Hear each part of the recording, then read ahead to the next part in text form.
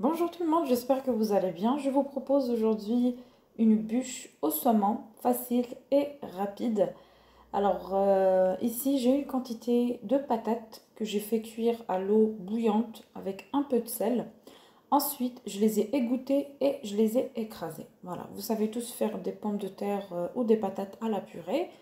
Je mets ensuite une demi-cuillère à café de paprika. Je mets ensuite 2 portions de fromage type vache qui rit ou du fromage à tartiner, environ une cuillère à soupe. Je mets un œuf.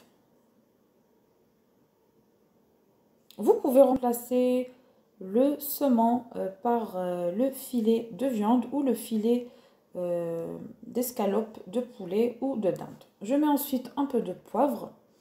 Dans un moule à cake, je mets le saumon fumé tout autour. Comme je vous ai dit, vous pouvez le remplacer par du filet de viande ou du poulet ou de la dinde. Voilà. Il y a toujours une possibilité de remplacement si vous n'avez pas le saumon fumé dans votre pays par exemple. Je mets ensuite une quantité de patates. Alors vous étiez nombreux à me demander des recettes à base de saumon fumé via Instagram. Donc du coup, c'est pour cela que je vous partage des recettes au saumon. Je mets ensuite une quantité de mozzarella. Si vous n'avez pas le mozzarella, vous mettez de la vache qui rit. Voilà, vous mettez tout autour environ 4-5 portions.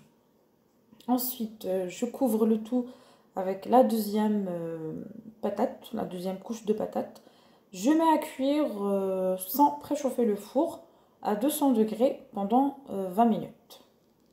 Vous allumez le bas, ensuite vous allumez le haut ou sinon chaleur tournante.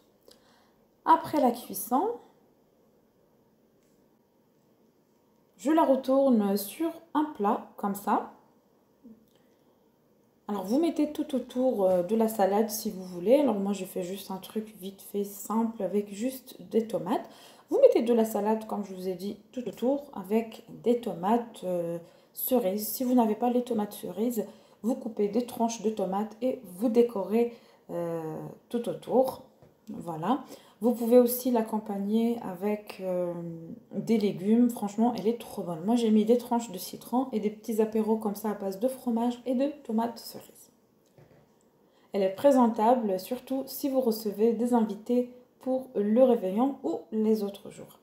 Si tu es nouveau à visiter ma chaîne, n'hésite pas à t'abonner et d'activer la petite cloche pour recevoir toutes mes nouvelles vidéos.